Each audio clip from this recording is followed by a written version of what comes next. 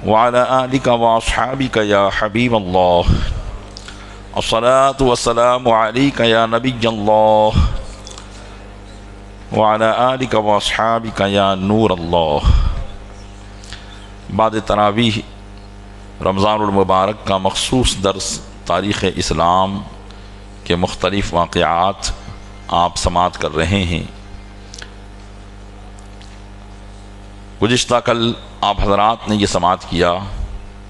کہ یہودیوں کا ایک قبیلہ بنو نذیر جس نے نبی کریم صلی اللہ تعالی علیہ وسلم کے قتل کی سازش کی تھی، اللہ تبارک و تعالی نے ان کو ان کے اس ناپاک ارادے میں ناکام فرمایا اور اپنے محبوب صلی اللہ تعالی علیہ وسلم کی حفاظت فرمائی۔ نبی کریم صلی اللہ تعالی علیہ وسلم وہاں سے مدینہ منورہ تشریف لے گئے، اور جو صحابہ حضور اکرم صلی اللہ علیہ وسلم کے ساتھ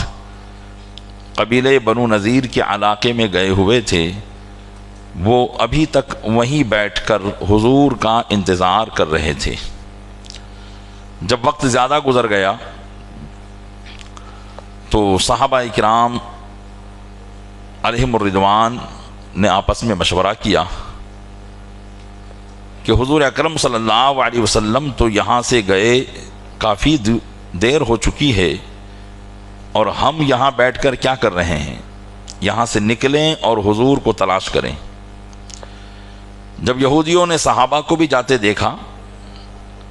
تو حوی بن اخطب کہنے لگا کہ ہم تو ابو القاسم،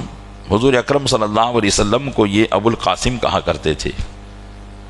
کہ ہم تو ابو القاسم کے فرمان کی تعمیل میں لگے ہوئے تھے، انہوں نے جانے میں بہت جلدی کر دی، لیکن دل ہی دل میں اپنی ناکامی پر وہ سخت شرمندہ ہو رہے تھے اور انہیں اپنی اس ناکامی کا بڑا احساس تھا۔ چنانچہ جب نبی کریم صلی اللہ علیہ وسلم بھی چلے گئے اور صحابہ بھی چلے گئے تو ایک یہودی جس کا نام تھا کنانہ بن سویرہ، اس نے پوچھا کہ تمہیں معلوم ہے کہ محمد صلی اللہ علیہ وسلم اٹھ کر کیوں چلے گئے ہیں؟ تو دوسرے نے کہا بخدا ہمیں کوئی علم نہیں ہے۔ تو ابن سویرہ نے کہا کہ انہیں تمہاری دھوکے بازی کا علم ہو چکا تھا، اللہ تبارک و تعالی نے انہیں مطلع فرما دیا تھا، اور اے یہودیوں تم جانتے ہو کہ وہ اللہ کے سچے پیغمبر ہیں، صرف اور صرف تم اپنی ذاتی حسد کی وجہ سے ان پر ایمان نہیں لا رہے ہو۔ ان کے اندر وہ تمام نشانیاں موجود ہیں جو نشانیاں تم ایک عرصے سے توریت میں پڑھتے چلے آ رہے ہو، اور جس کا تمہیں انتظار تھا یہ وہی نبی تو ہیں، ان پر ایمان کیوں نہیں لے آتے؟ اب تم نے جو ان کے ساتھ یہ سازش کی ہے اس کا خمیازہ بھگتنے کے لیے بھی تیار ہو جاؤ۔ اب ہو سکتا ہے کہ تمہیں یہاں سے جلا وطن ہونا پڑے گا، اپنے مال و اسباب کو لے جا کر اپنے قلعوں کو اور اپنے محلوں کو چھوڑ دینا پڑے گا۔ تو ابن سویرہ نے یہودیوں سے کہا کہ ابھی تک تم نے میری کوئی بات نہیں مانی، لیکن اب ان دو باتوں کو ضرور مان لینا، ان دو باتوں میں سے ایک ضرور مان لینا۔ تو حوی بن اخطب نے کہا کہ آپ بتائیں اب ہمارے لیے کیا راستہ ہے؟ تو ابن سویرہ نے کہا کہ یا تو تم اب سچے دل سے ان پر ایمان لے آؤ، تو یہ تم کو اپنے عقیدت مندوں میں شمار کر لیں گے، تمہارا نام ہوگا، تمہاری زمین جائیداد مکانات باغات کھیت کھلیان سب محفوظ ہو جائیں گے، اور تم اپنی زندگی آرام سے گزار سکو گے، اس لیے کہ تم بھی جانتے ہو کہ یہ اللہ کے سچے رسول ہیں، اب ان پر ایمان لائے بغیر کوئی چارہ نہیں ہے۔ تو حوی بن اخطب جو یہودیوں کا بلکہ قبیلے بنو نذیر کا سردار تھا، اس نے کہا لا نفارق التوراہ وعہد موسیٰ، کہ ہم تو توریت اور موسیٰ کو نہیں چھوڑ سکتے ہیں، ہم تو اپنے اسی مذہب پر قائم رہیں گے جس پر ہیں۔ تو ابن سویرہ نے کہا کہ اچھا پھر دوسری تجویز میری قبول کر لو۔ انہوں نے کہا کہ دوسری تجویز کیا ہے؟ کہا دوسری تجویز یہ ہے کہ اب ان قریب تمہارے لیے یہ حکم آئے گا کہ تم یہاں سے مدینہ چھوڑ کر نکل جاؤ، تو چپ چاپ خاموشی کے ساتھ ان کے حکم پر اپنے سر کو جھکا دینا اور مدینہ چھوڑ دینا، تاکہ تمہاری جان، عزت، آبرو محفوظ رہے، تمہارا مال محفوظ رہے۔ تو یہودیوں نے کہا کہ ہمیں تمہاری یہ تجویز منظور ہے۔ اللہ تبارک و تعالیٰ نے قرآن کریم میں اسی بات کو اس آیت کریمہ میں بیان کیا، یا ایھا الذین آمنوا اذکروا نعمت اللہ علیکم اذ ہم قوم ان یبسطوا الیکم ایدیہم فکف ایدیہم عنکم واتقوا اللہ وعلی اللہ فلیتوکل المؤمنون۔ اے ایمان والو، اللہ کی یاد کرو، اللہ کی وہ نعمت جو اس نے تم پر فرمائی کہ پختہ ارادہ کر لیا تھا ایک قوم نے کہ تمہاری طرف اپنے ہاتھوں کو بڑھائے، یعنی ایک قوم نے اس بات کا پختہ ارادہ کر لیا تھا کہ تم کو وہ جان سے ختم کر دے، تمہاری طرف اپنے ہاتھوں کو بڑھائے، تو اللہ تعالیٰ نے روک دیا ان کے ہاتھوں کو تم سے، اور اللہ نے ان ہاتھوں کو روک دیا اور وہ اپنے سازش میں ناکام رہے۔ تو اللہ سے ڈرتے رہو اور اللہ تعالیٰ ہی پر بھروسہ کرنا چاہیے ایمان والوں کو۔ اس آیت کریمہ میں اللہ تبارک و تعالیٰ نے اپنے محبوب صلی اللہ علیہ وسلم اور ان صحابہ پر جو احسان کیا تھا، اس احسان کا یہاں پر ذکر اور یاد کرنے کے لیے کہا گیا ہے۔ الغرض حضور اکرم صلی اللہ علیہ وسلم مدینہ منورہ پہنچے تو صحابی رسول حضرت محمد بن مسلمہ رضی اللہ تعالیٰ عنہ کو یاد فرمایا۔ حضرت محمد بن مسلمہ رضی اللہ تعالیٰ عنہ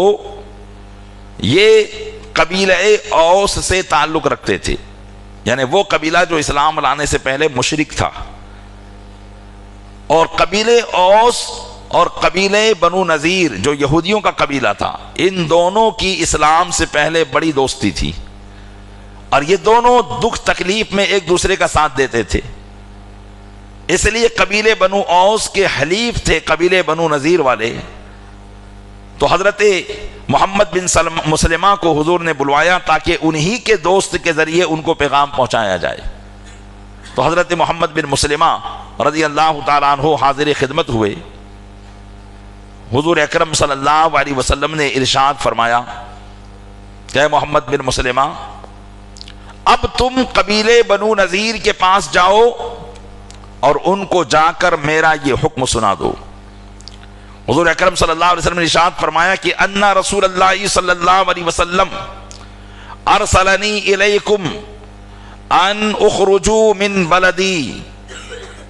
کہ رسول اکرم صلی اللہ علیہ وسلم نے مجھے تمہارے پاس بھیجا ہے یہ حکم دے کر کہ تم میرے اس شہر سے نکل جاؤ۔ حضرت محمد بن مسلمہ رضی اللہ تعالیٰ عنہ حضور اکرم صلی اللہ علیہ وسلم کے فرمان کی تعمیل کرنے کے لیے علاقہ بنو نذیر کی طرف چلے، اور چونکہ حضرت محمد بن مسلمہ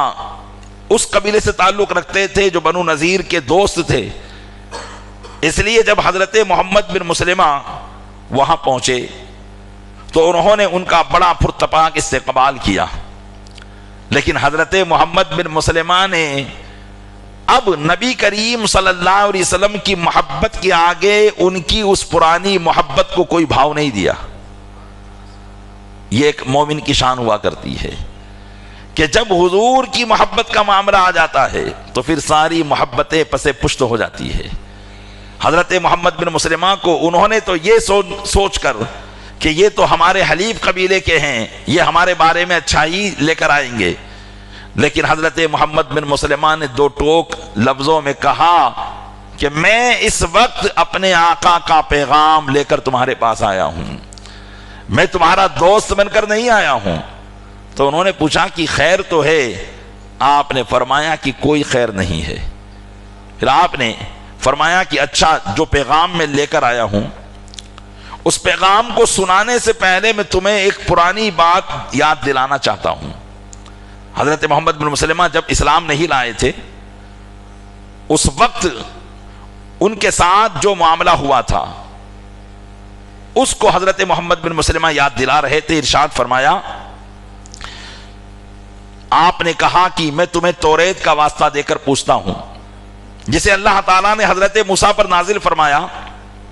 تمہیں یاد ہے کہ ایک مرتبہ حضور کے مدینہ آنے سے پہلے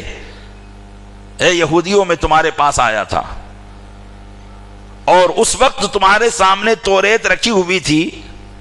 تو تم نے مجھے کہا تھا کہ اگر کھانا چاہتے ہو تو ہم کھانا پیش کر دیں اور اگر یہودی مذہب اختیار کرنا چاہتے ہو تو ہم تمہیں یہودی بنا لیں. تو میں نے یہ کہا تھا کہ مجھے تو کھانا پیش کرو, مجھے تمہارے مذہب سے کوئی لینا دینا نہیں ہے, جبکہ ابھی وہ مسلمان نہیں ہوئے تھے, وہ مشرک تھے. تو حضرت محمد بن مسلمہ کی اس بات کو سن کر ان یہودیوں نے کہا تھا کہ ٹھیک ہے تم ہمارے مذہب کو قبول نہیں کرنا چاہتے تو مت کرو, ہم تمہیں کھانا ضرور پیش کریں گے, تمہاری مہمان نوازی کریں گے, لیکن اب